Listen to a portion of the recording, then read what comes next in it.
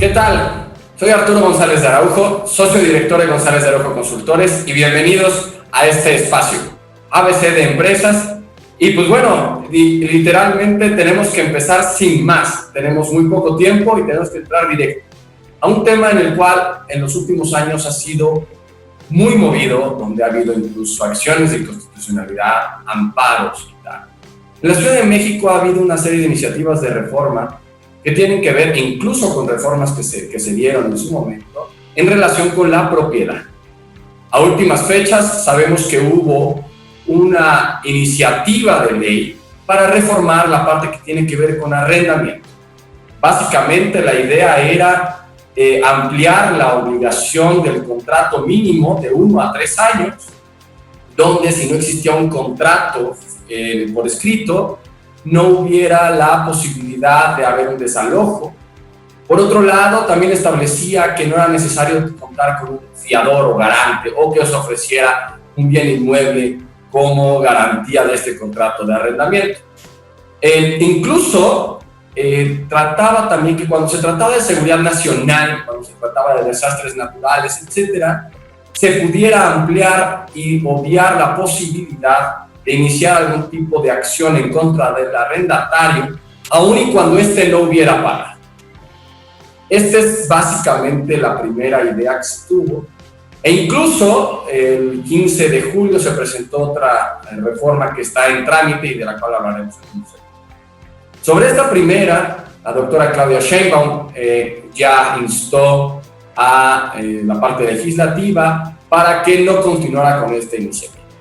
Básicamente la idea era poder establecer que no estaban dadas las condiciones para ello.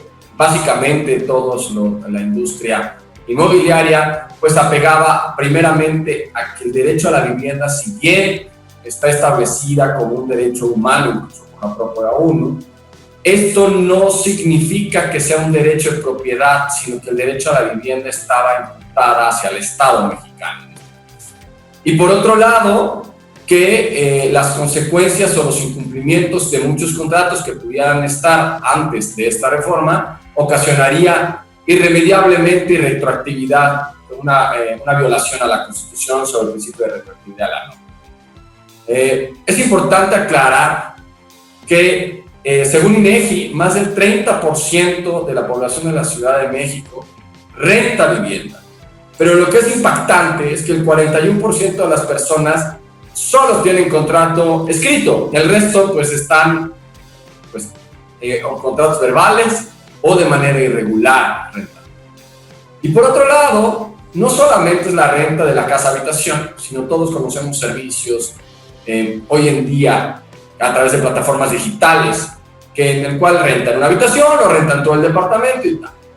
Y entonces el 15 de julio fue presentada una iniciativa que básicamente lo que trata de hacer es regular toda esta prohibición. Incluso están proponiendo una cierta prohibición por materia de uso de suelo, por materia de arrendamiento de este tipo, porque se está considerando un servicio de hospedaje y se puede tener incluso una multa equivalente hasta cerca de 26,000 pesos. Esto obviamente ya está en todas las redes, ya está en noticieros y tal, y pues básicamente lo que se imputa o se achaca es que es un ataque directo al sector turismo en la Ciudad de México. Por otro lado, que efectivamente están otra vez haciendo retroactiva una norma, y dos, que incluso con las modificaciones y reformas de impuestos digitales puede tener un impacto adicional ahí.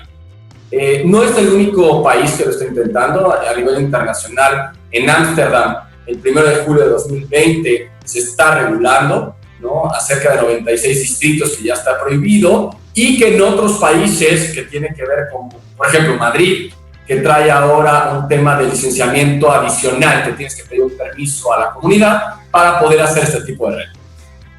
Sin embargo, es importante aclarar que el mundo entero trae diferentes temáticas, diferentes vectores que pueden incentivar o desincentivar la parte inmobiliaria. Y es por ello que el día de hoy me gustaría empezar a abrir un poco el micrófono y el video a nuestro primer invitado, que es Tony Llamas.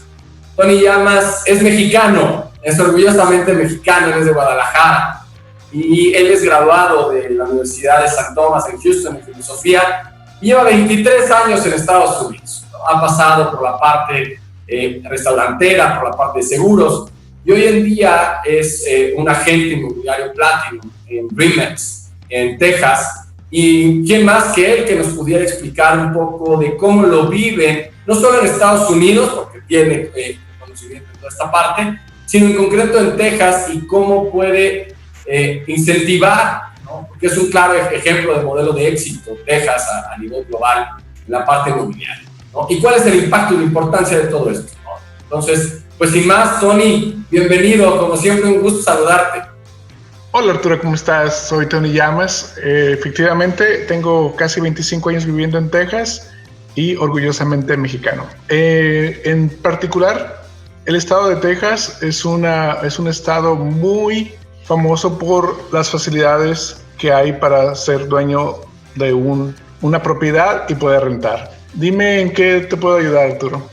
Pues mira, Tony, creo que hay mucho de dónde cortar, pero creo que aquí para poder iniciar un poco, encuadrarlo, un tema tan complejo como puede ser la industria inmobiliaria, un procedimiento fácil y rápido de adquisición de inmuebles, ¿qué certeza le da al comprador y cuál es este procedimiento? En un par de palabras. Así es, prácticamente después de que uno busca una propiedad y eres dueño, la puedes rentar inmediatamente.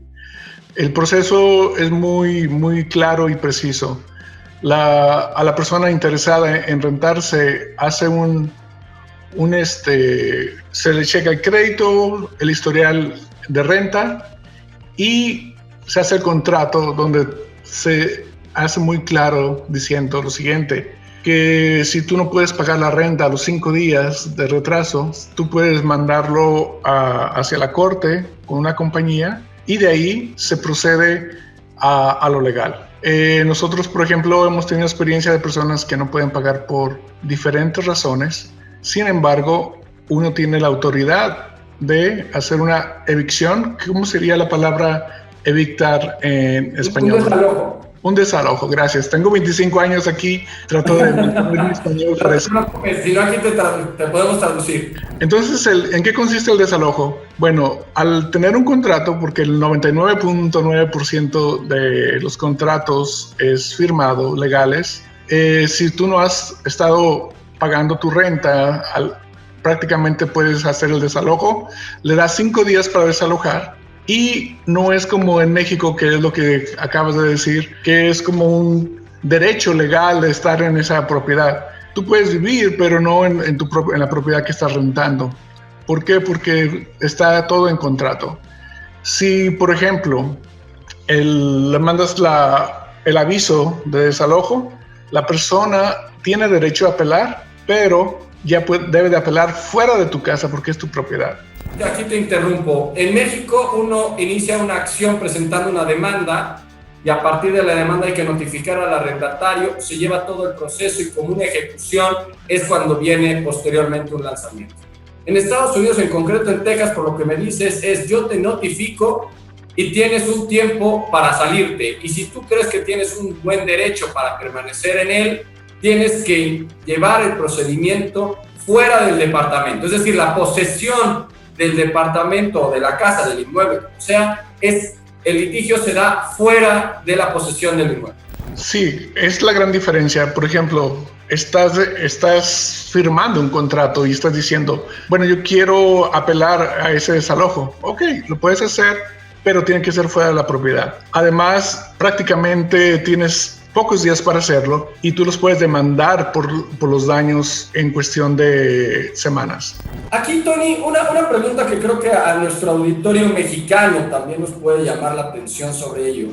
Es esta certeza que le da al arrendador, no la pierde el arrendatario. ¿No diríamos que lo dejamos en un estado de indefensión? Es decir, pues al final yo estoy en una casa y era mi casa y aquí tenía mi familia. ¿Cómo es posible que en tan pocos días me saques? Es que está muy claro en el contrato.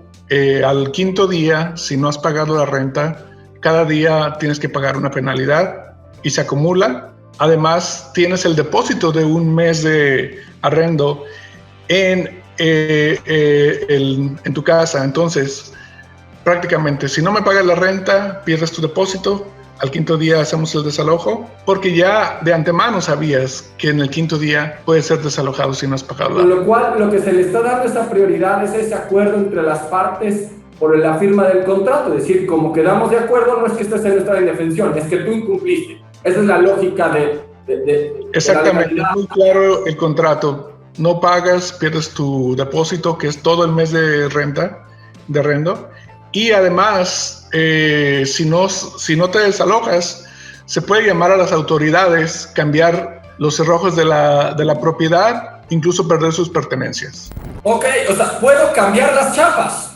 Exactamente. Después de que ya se ha ido a la corte, el juez le va a dar por lo general 3-4 días para desalojarse. Si no lo hace, entonces tú legalmente llevas a la policía, cambias las chapas y continúa el proceso, pero ya la persona no puede entrar a tu propiedad privada. Es interesante porque además, en última instancia, lo que haces es que tú recuperas tu tenencia. Ahora, hay una cosa que me llama la atención y es digno de comentar. En México como tal y en varias partes de Estados Unidos, sabemos que existe, como comentaba acerca de la iniciativa, para temas de seguridad nacional, salud, etcétera, están tratando de impedir que existan desalojos, que existan incluso ciertas prerrogativas en favor de la arrendataria. Sabemos que en Estados Unidos hay algunos estados, ¿no? Como algunos otros países, que están dando ciertas ayudas o prerrogativas al arrendatario. ¿Me podrías explicar un poco cómo ha funcionado en Estados Unidos y en concreto Texas en un evidente caso como la pandemia de COVID? Así es.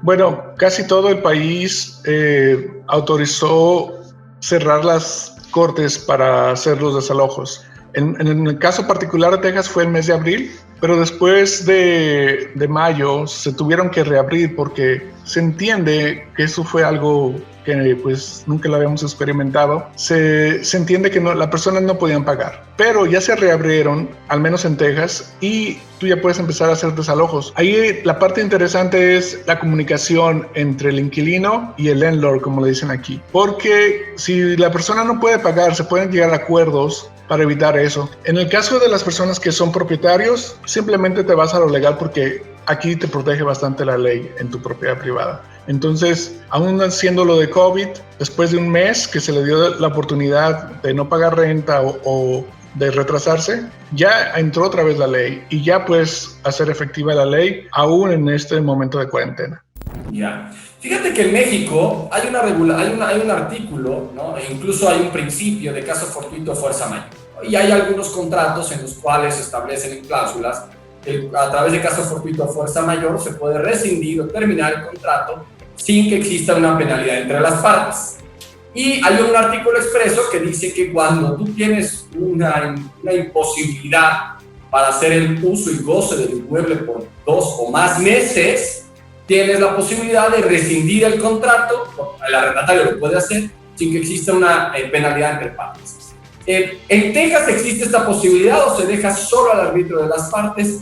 ¿En qué sentido logra ser apapachar, consentir o cuidar o proteger, como quisiéramos verlo en una cuestión de grado, al propio arrendatario versus una situación de... Realmente tú ya puedes hacer evicción y ya al quinto día.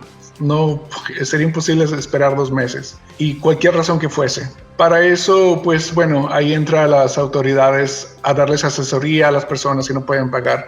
Por ejemplo, que la persona perdió un familiar X, ¿no? Una enfermedad. Entonces las autoridades toman la responsabilidad del ciudadano y no es responsabilidad del dueño de la propiedad. Entonces tú continúas con el proceso, lo sacas. Aquí el gobierno, por lo menos en Houston, no se lava las manos. Bueno, no puede pagar la renta, averígüense, para eso está la ley. Y bueno, desgraciadamente, si eso es el caso, la persona que está rentando es responsable de buscar un lugar propio, si no puede pagar la renta. Así de fácil. A ver, entonces, si en su caso hubiera alguna posibilidad de ayuda al arrendatario, en su caso lo daría el Estado como tal y no forzosamente el arrendador. Es decir, el arrendador no cubre la situación de caso fortuito, fuerza mayor, pandemia, cualquier situación extraordinaria con respecto al pago que debe recibir sobre el uso de su inmueble. Si esto lo entiendo bien, es así. Ahora, ¿cuál es el resultado que ha tenido para Texas tener una regulación de ese tipo? Es decir, ¿cómo le va al sector inmobiliario en Texas? El sector inmobiliario en Texas es increíble.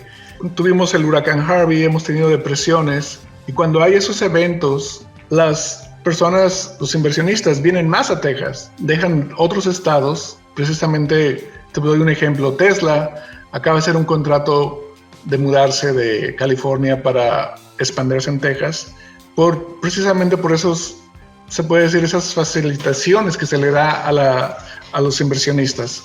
Texas siempre ha tenido una forma de ver los landlords para poder gozar de los beneficios. Uno de ellos es no hay impuestos estatales. Otro es de que, a pesar de que la industria de petróleo está un poquito baja, está muy diversificado. Entonces, realmente, incluso cuando hay crisis, Texas tiene bastante movimiento inmobiliario. ¿Se lo podrías tú achacar, después de todos estos años de experiencia en el sector inmobiliario, a un sistema legal puramente, o que más bien era una cuestión económica y lo inmobiliario era pues una consecuencia natural? Lo que quiero decir con esto, para poderlo aterrizar, es: nosotros vemos que la Ciudad de México ha tenido una explosión inmobiliaria importante en los últimos 10 años, 15. Pero a últimas fechas, ¿no?, hemos tenido una serie de regulaciones que incluso fueron revocadas. Y por otro lado, algunas iniciativas que han sido notoriamente proteccionistas hacia el arrendatario, sobre todo de casa habitación. Y pues bueno, incluso han sido también no prohibicionistas, pero sí limitativas, como esta iniciativa que estamos hablando de las plataformas digitales, ¿no? De arrendamiento a través de plataforma digital y demás. Y esto ha generado una serie de cuestiones y cuestionamientos sobre el sector que se podría desacelerar por virtud de desincentivar a la inversión en ese sentido. ¿Tú qué podrías tener como una opinión dentro de la parte comercial de los inmuebles? Aquí en Texas es un imán para inversionistas internacionales, incluso aquí mismo en Estados Unidos. Primero, las leyes son favorables para los inversionistas que quieren ya sea invertir en negocio o inmobiliaria. Y el otro factor es la economía. Prácticamente en Texas tenemos mucha diversidad económica.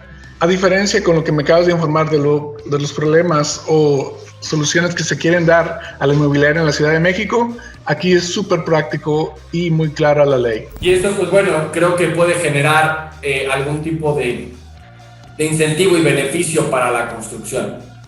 Finalmente, Tony, otra vez para no quitarte mucho tiempo, ¿qué podrías concluir respecto a la inversión y al sistema inmobiliario, incluso que tiene que ver con seguros, porque sé que estuviste metido en temas de seguros, que puedan estar obligados? Y una parte relevante que tiene que ver también no solo con la seguridad de la tenencia de la tierra, sino también con la parte que en Estados Unidos llaman el inspection, ¿no? Esta parte que tiene que ver con la seguridad y vicios ocultos que pueda generar entre el comprador y el vendedor durante un procedimiento de compra. Sí, bueno, aquí está todo súper monitorizado y importado a otros lugares, ¿no? Por ejemplo, si tú quieres comprar una propiedad, tenemos diferentes pasos. Ya cuando una vez la oferta de compra es aceptada, tenemos que pedir un inspector que con licencia de Texas verifique la propiedad, incluso te verifica la fundación, los techos y todo eso. A partir de ahí tú tienes 7 días por si el reporte no te gusta, puedes decir no quiero comprar esta propiedad o si quiero continuar. Otra cosa que también les quiero decir, cuando tú quieres comprar una propiedad, para rentarla, por ejemplo, es algo muy importante que me han dicho algunos inversionistas, es la compra o la inversión en dólares. Yo sé cómo está la situación en otros países y muchos inversionistas les encanta la idea de poder invertir en dólares y mantener su bien en dólares. Lo de la renta es un ingreso pasivo, pero muy lento. Sin embargo, tú conservas tu inversión en dólares y además en promedio aumenta los bienes raíces un 10% anual. Entonces tienes 10% anual en Houston en concreto. En Houston en concreto. Así es. Ok, nada más para retomar, la parte de inspection lo que hace es poderte decir los posibles riesgos en los que pudiera estar involucrado el promitente comprador, con lo cual si por alguna razón estuviera en desacuerdo, tiene la posibilidad de no celebrar el contrato. Es correcto, tienes 7 días para hacerlo.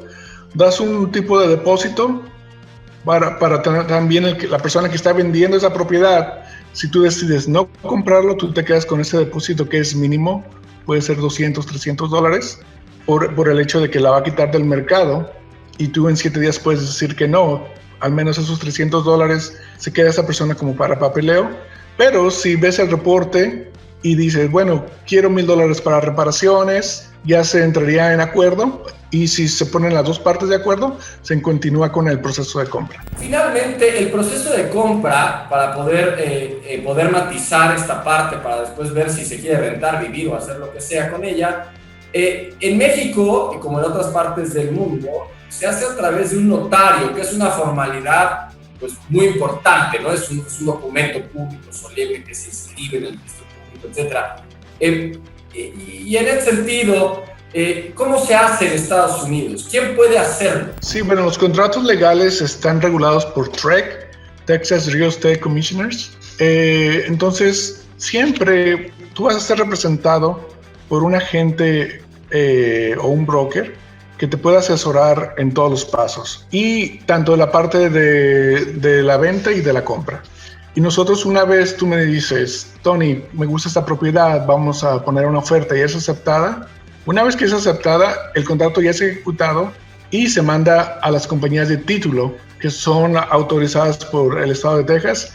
Esas compañías de título son como, se puede decir, como tipo notario, que tienen la autoridad de checar y analizar si esa propiedad realmente es libre de algún tipo de liens. Muy bien. Pues Tony, muchísimas gracias por tu tiempo. ¿Hay algo que quisieras agregar? ¿Algo que te hubiera gustado que te preguntara y que no te pregunté?